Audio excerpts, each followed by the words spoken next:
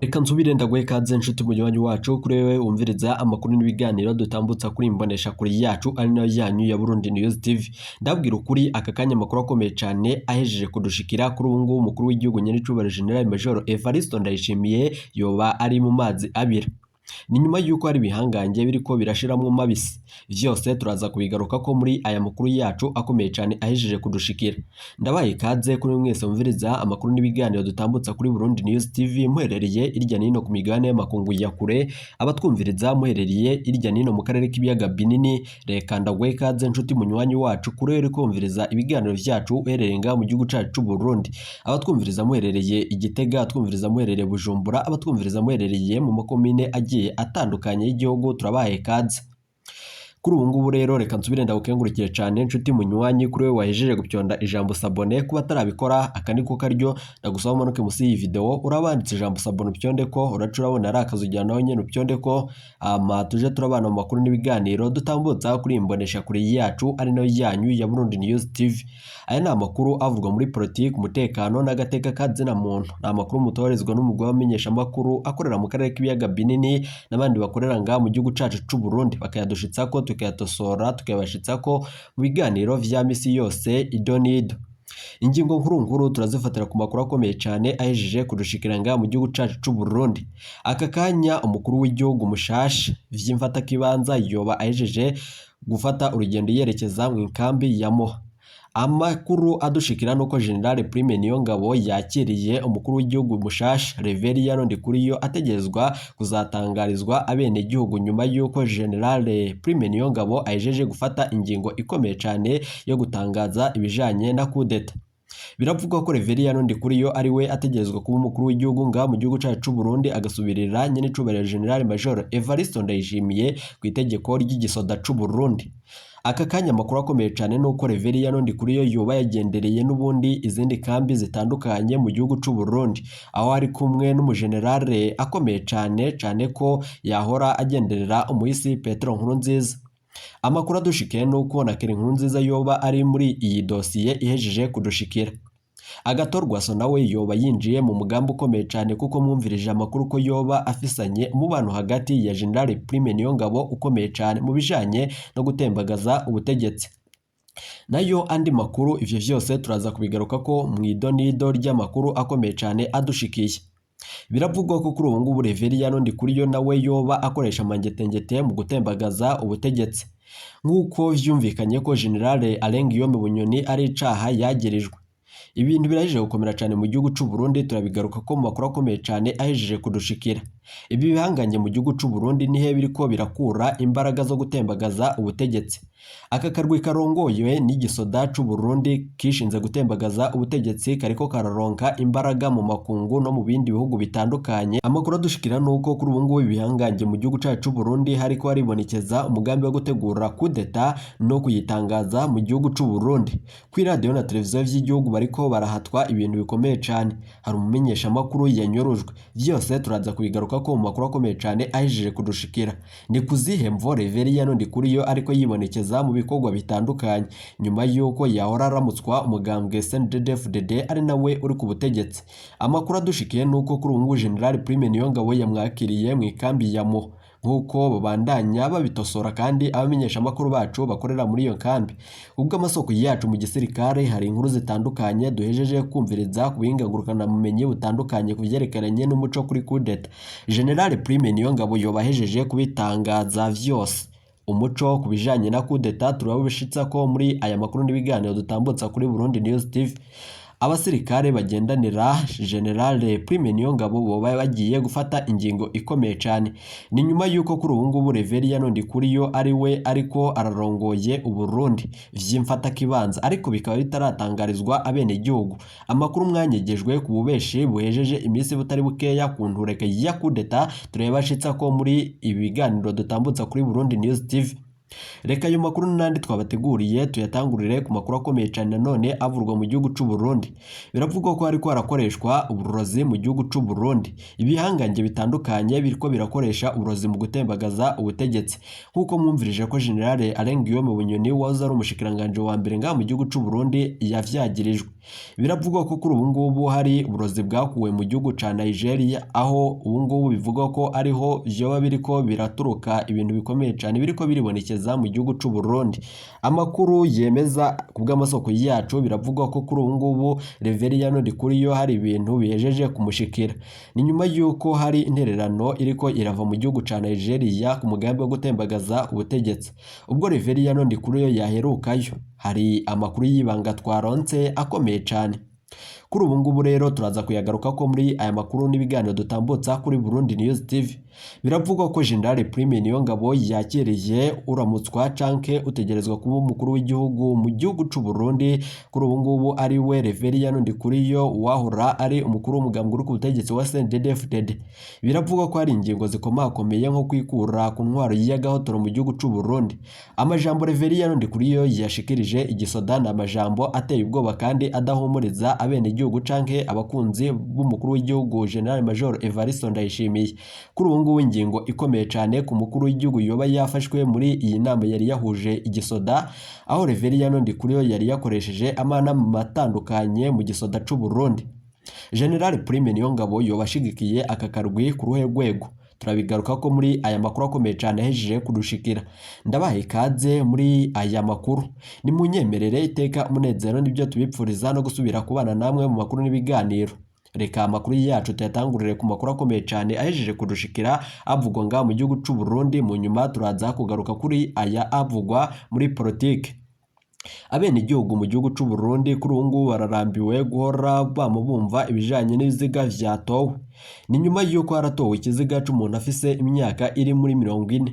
Ikiziga ciriko cirononekara caratowe n'abarimyi ku gacimbiri Karubuye ku musozi wa Mpurambo rimwe muri komine ya Rugombo mu ntara ya Cibitoke ku buraruko bushira urengero bw'u Burundi.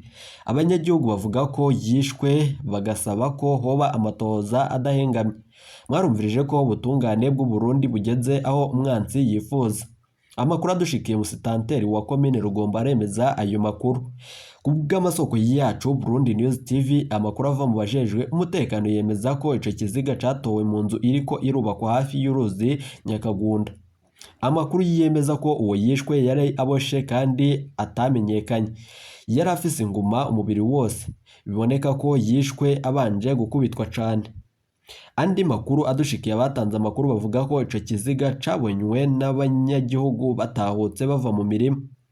Yari yambaye impuzu nziza n'ibirato bishashe bituma umuntu yiyumvira ko atari umunyagihugu w'umurimi nanone wo ngaho asanzwe, niko bavuze. Babona ko uwo muntu yoba yarambuwe ivyo afise n'amafaranga imbere yuko yicwa. Umuntu aba muri ako gace avuga ko gutora ibiziga vyama vyabaye muri ako gace. Musitanteri wa komine Rugombo aremeza ayo makuru ikiziga naco kiri mu buruhukiro bw'ibitaro. Ariko biravugwa ko kuri rigenekerezo ariho cabo ciri buhambwe nyuma yuko asaba umuntu wese yogera amakuru kuri uyo muntu yishwe wiyatanga kugira ngo umuryango wiwe na bagenzi biwe babimenye. Gilbert Manirakiza asaba abanyagihugu gufasha igipolisi c'Inyamiramabi kumenya abicanyi. Ni nyuma yuko mu gihugu cy'u Burundi hibonekeje ibintu bikomeye cyane ko kuri ubu ngubu ibintu vya bigiye gukomera. Vyaravuzwe ko urwaruka rw'umugambwe uri ku butegetsi wa CNDD-FDD rwibonekeza nayo mu mabi akomeye cyane. Kuri ubu ngubu turaza kubigaruka ko mu makuru akomeye cyane ahejeje kudushikiranga mu gihugu cy'u Burundi. Reka amakuru yacu tuyabandanirize ku makuru avugwa kuyo ategerezwa ku mukuru w'igihugu vy'imfata kibanza Reveriyano Ndikuriyo. Biravugwa ko yoba akoresha amangetengete mu gutembagaza ubutegetsi bwa Nyanicubahiro General Major Evariste Ndayishimiye, nkuko mwavyumvirije mu butungane ku rubanza rwa General Alain Guillaume Bunyoni. Biravugwa ko amakuru akomeye cyane dukura kubaba hafi mu mugambwe uri ku butegetsi wa CNDD-FDD nuko wa mupfumu wahora aryanisha General de Brigade Alain Guillaume Bunyoni n'uwo yahora yita vuvuzera umukuru w'igihugu General Evariste Ndayishimiye kuri ubu ngubu yahejeje kuba amenyekana akaba yatawe mu mvuto.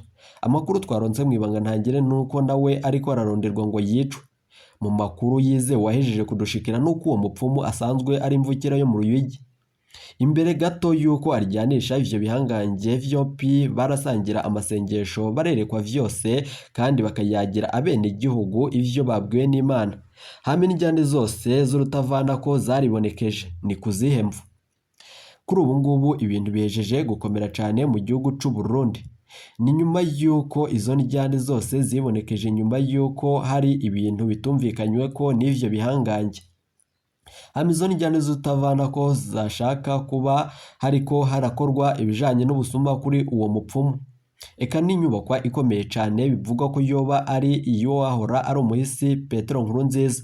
Nyuma yuko bamugandaguye ikaza kwigarurirwa na General Arenguiyome Bunyoni n'amahera atari make vyabananiye kuyagabura. Ivyo vyose bivyara gutembagaza ubutegetsi hakoreshejwe amangetengete. Umupfumu aranyuruzwa, aranyegezwa, uwari kumwiba arapfatwa. Ariko rero kuri ubu ngubu yoba yatawe mu mvuto kubw'amasoko yacu muri CNDD-FDD. Ariko hari irindi banga rikomeye cyane ryagumijwe, niyo mpamvu amagetengete aburanywa mu ibohero. Uzorendera kubimenya mutima wiwe zohagarara giturumbuka nk'uko bahagaritse uwa Petero Nkurunziza. Hari n'ayandi mabanga akomeye cyane mu ntwaro ya Gitega tukibagirira ko amatoza tuzagenda tubashitsako mu biganiro vya misi yose ido nido. Reka tugaruke kuri aya makuru avuga ko uyu Reverien Ndikuriyo yoba aronka amarozi mu gihugu ca Nigeria. Ibijanye no gutembagaza ubutegetsi hariko haribonekeza intererano kuri ibi bihangange biri mu mugambwe n'ibindi bihangange biri mu bisata bitandukanye vy'igihugu. Kuri ubu amajambo akomeye cyane yavugiwe mu ikambi ya aho Reverien Ndikuriyo yari yagendereye igisoda. Aho hari amajambo akomeye cyane General Prime Niyongabo yashikirije igisoda c'u Burundi. Kugumuka ku mukuru w'igihugu n'ibindi bitandukanye mu Burundi. Kuri uwo mukuru w'igihugu atakintu na kimwe arekuriwe gukora nyuma yuko ibintu bikomeye cyane bihejeje gushikira. Biravugwa ko umukuru wa Sentare Ntanyuzwa y'u Burundi arakwiye kudusigurira icabita gukoresha amangetengete n'igihe cakirwa mu butungane. Hariho abarundi benshi bavuga ko imanza zabo abacamanza banse kuzakira kubera amangetengete atahora azwi mu butungane. Duherutse kuvyumva kuri General Arenguiyome Bunyoni wa mupfumu wo mu Ruyigi. Nanone nimba Bunyoni yashatse gutembagaza ubutegetsi akoresheje amangetengete, ubwo si ukubera yoba azi ko abandi nabo bagumije amangetengete nyene. Niba dusigurire ubutungane, turakeneye kumviriza ivyo vyagiriza abantu kuri iyi dosiye. Amakuru akomeye cyane adushikira nuko kuri ubu ngubu General Prime Niyongabo afashe ingingo ikomeye cyane nyuma yuko ibintu bihejeje kwibonekeza mu gihugu c'u Burundi. Uyu utegerezwa kuba umukuru w'igihugu c'u Burundi Reverien Ndikuriyo yahora arongoye umugambwe uri ku butegetsi wa CNDD-FDD. Kuri ubu ngubu ibintu birahejeje gukomera cyane. Amajambo yo kwikura ko umwansi ni amajambo ateye ubwoba igisoda nk'uko yabishikirije. Reverien Ndikuriyo yasiguye ko haragombwa kongererwa abacungerera umutekano mu ishamba ry'ikimeza ikibira.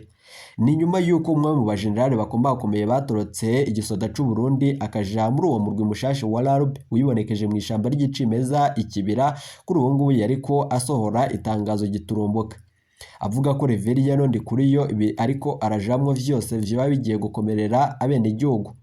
Biravugwa ko uwo mutegetsi akomeye cyane nyuma yuko ashira itangazo ahagaragara Reverien Ndikuriyo yaciye avuga amajambo akomeye cyane mu gisoda. Amakuru dukura mu gisoda avuga ko umukuru w'umugambwe uri ku butegetsi wa CNDD-FDD Reverien Ndikuriyo kuri ubu ngubu agiye gusubirira umukuru w'igihugu General Major Evariste Ndayishimiye. Nk'uko hari ibihangange bitandukanye mu gihugu c'u Burundi biriko birashigikiye uwo mugambi. Biravugwa ko Reverien Ndikuriyo yoba agiye gusubirira umukuru w'igihugu nyuma y'ubugambanyi bukomeye cyane bwibonekeje mu gihugu c'u Burundi. Turakeneye ngo badusigurire ibijanye na coup d'etat biherutse kwibonekeza mu gihugu c'u Burundi n'umugambi ukomeye cyane umukuru w'igihugu ariko aratorera inyishu. Biravugwa ko ari amakuru akomeye cyane ava muri Etat Major. Bivugwa ko inama yabaye kwigenekereza igeje yavuga ku bijanye no kwikura ko intwari y'agatoro mu gihugu c'u Burundi. General Prime Niyongabo ubwo yariko arashikiriza amajambo akomeye cyane ibihangange yariko aravuga ko hariko arategurwa umugambi wo gutembagaza ubutegetsi biciye mu buryo butandukanye. Mwarumvije ko hari imbaraga ziriko zirava mu makungu, aho Reverien Ndikuriyo hari imbaraga ariko arakura mu gihugu ca Nigeria. Amakuru turonka aremeza ko Reveriyano Ndikuriyo yoba ariko nawe aragerageza gutembagaza ubutegetsi akoresheje amangetengete nk'uko vyibonekeje ko ari icaha cyagirijwe General Alengiyome Bunyoni mu ibohero rya Gitega. Mu rubanza yariko araburana, biravugwa ko rero ibintu vyaba bigiye gukomera cyane mu gihugu c'u Burundi. Ubutungane burakwiye gukurikirana ibi vyose biriko biribonekeza.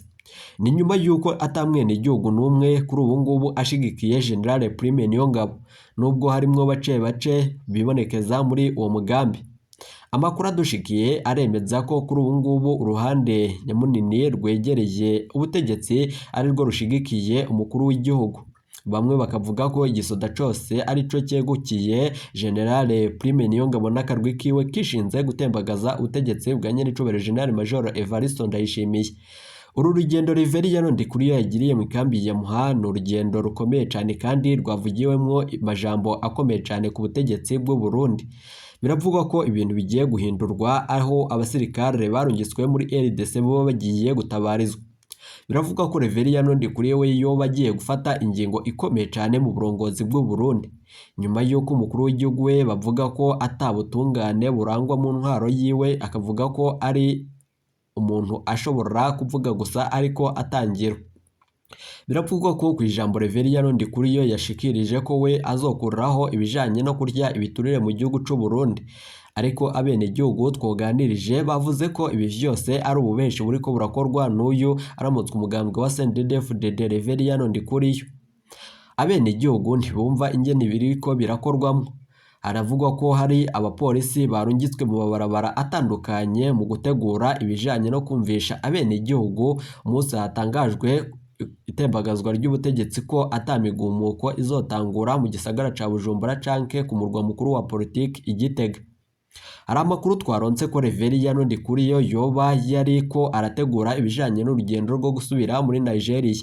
Mu ibanga rikomeye cyane aka kanya hari umujenerale arungitse ubutumwa ku rukuta rwa WhatsApp avuga ko Reveriyano Ndikuriyo yoba ategerezwa kuja muri Nigeria. Amakuru akomeye cyane kuko biravuga ko afite umubano hagati ya Nigeria vya hafi cyane ko hari n'ayandi makuru akurwa mu mugambwe uri ku butegetsi wa CCM muri Tanzania. Hari ibintu duhejeje kuronka biteye ubwoba abene igihugu nga mu gihugu cacu c'u Burundi. Turaza kubigaruka ko mu makuru akomeye cyane ahejeje kudushikira. Umukuru w'igihugu General Major Evariste Ndayishimiye yoba yarekuriwe gukora ingendo zitandukanye no kugendananira abene igihugu, canke General Prime Niyongabo yoba yabandanije gufata ingingo ikomeye cyane yo gupfungirana umukuru w'igihugu kuba atarekuriwe kuja muri izo ngendo. Vyumvikanye ko umutambukanyi wiwe Angeline Ndayishimiye ari we yararekuriwe kuba yasohoka mu nyubako yiwe, nayo mukuru w'igihugu akaba arekuriwe kuja mu biro vyiwe ku Kirimba mu ntara Rushatsi. Hari amakuru dukura mu begereye ubutegetsi kuri ubu ngubu rero, amakuru akomeye cyane nuko Ikirimba kiri mu Kirundo coba gihejeje kurungikwa ko abasirikare sinziri yabo. Biravugwa ko mu gihugu c'u Burundi ho bagiye kuboneka ivyibonekeje mu mwaka wa 2015 nyuma yuko abene igihugu batari ko barumva ibijanye n'ubu bugambi wo gutembagaza ubutegetsi. Hari ivyo muba mwaragiye munyegezwa, ariko ngaho kuri Burundi News TV turiko turabikora ko amatoza. Hari ayandi makuru twaronse ko Reveriyano Ndikuriyo afise urugendo na General Prime Niyongabo, turaza kugaruka turubashitsa ko idonido. Hari n'ayandi makuru akomeye cyane yaje kudushikira bivugwa ko agatorwa umukuru w'umugambwe utavuga rumwe n'ubutegetsi wa CNL yoba agiye gufatira Reveriyano Ndikuriyo ingingo ikomeye cyane. Turaza kubigaruka ko mu makuru akomeye cyane ahejeje kudushikira. Reka ndagukengurukire cyane inshuti munywanyi twabanye muri ibiganiro n'amakuru dutambutsa kuri Burundi News TV. Turaza kubashitsa ko ibiganiro Reveriyano Ndikuriyo yagiriye mu ikambi y'igisoda Imo. Amakuru adushikiye yose turayabashitsa ko idonido kuri imbonesha kuri ya Burundi News TV. Umunsi tubabwira ko hateguwe umugambi wo kugandagura umulisi Petero Nkurunziza, bamwe mwavuze ko ari ububeshi. Bidaciye gato mwaravyumvirije kuri radio na televiziyo vy'igihugu ko yahagaritswe umutima. Uwo mugambi na operation vyari vyateguwe na bimwe mu bihangange biri ku butegetsi. Ni gute ubutegetsi buriko buratembagazwa mu ibanga rikomeye cyane. General Prime Niyongabo afashize ingingo zikumakomeye nyuma yuko ariko araronka intererano mu makungu. Vyose turaza kubigaruka ko ku rugendo rwiwe. Igisirikare c'u Burundi kiriko kirarungikwa muri RDC urudandazwa ni ruhagarare. turasavye mu gihe umukuru w'igihugu agifise akaryo ko kurongora Burundi agifitiwe ikigongwe kuri ubu ngubu turamusavye abihagarike. Reka turaza kugaruka tubashitsa ko ayo makuru nari twabateguriye. Iyi ni Burundi News TV.